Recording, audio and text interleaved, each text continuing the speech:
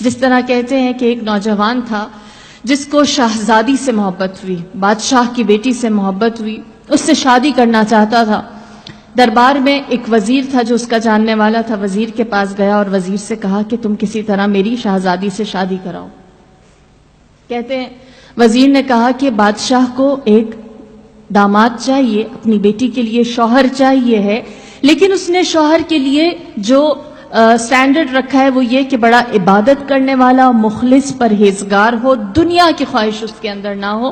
اگر تم کچھ عرصے کے لیے ایسا پریٹینڈ کرو، بہت عابد و زاہد بن جاؤ، کسی جھونپڑی میں جا کر جنگل میں اکیلے رہو اور وہاں عبادت کرو تو میں تمہارا یہ کام کر سکتا ہوں۔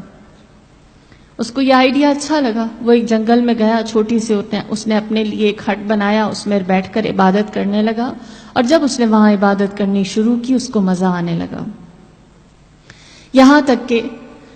کچھ دن نہ گزرے تھے کہ وہ وزیر بادشاہ کو لے کر اس کی جھونپڑی میں آیا۔ بادشاہ اس کی جھونپڑی کے اندر گیا، جنگل میں اس کے چھوٹے سے گھر میں، ٹوٹے ہوئے گھر میں گیا اور اس نوجوان سے ملاقات کی، باتیں کی۔ بادشاہ امپریس ہوا اور اس نے کہا اس نوجوان سے کہ مجھے تمہارا عبادت کرنا، تمہارا تقوی اچھا لگا، میں چاہتا ہوں تم کسی دن میرے پاس آ کر محل میں ملو، میں اپنی بیٹی کے لیے شوہر تلاش کر رہا ہوں اور مجھے لگتا ہے کہ تم میرے آنے والے مستقبل کے لیے ایک اچھے جمائی، ایک اچھے داماد ثابت ہو سکتے ہو۔ جب بادشاہ نے یہ کہا اس کو اپنی خواہش مل گئی۔ اس نے فوراً بادشاہ کو جواب دیا اور کہا مجھے تھوڑا سا وقت چاہیے، پھر میں آپ کو ریسپونڈ کرتا ہوں، آپ کی خدمت میں حاضر ہوتا ہوں۔ وزیر خوش ہوا، اس نے اپنا وعدہ پورا کر دیا۔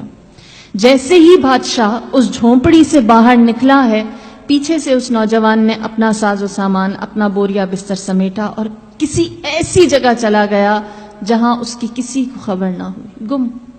لاپتہ،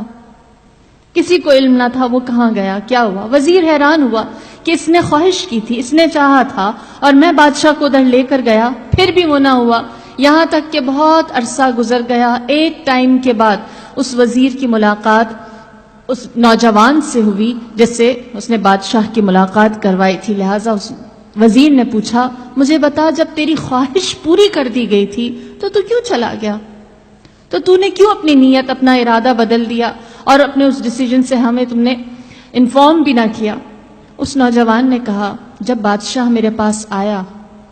میرے اس جنگل کے چھوٹے سے جھونپڑے میں اور اس نے وہ بات کہی جو میں سننا چاہتا تھا، تو اس وقت میں نے اپنے آپ سے سوال کیا، اتنی عبادت کی تو بادشاہ چل کر تمہارے جھونپڑے میں آ گیا،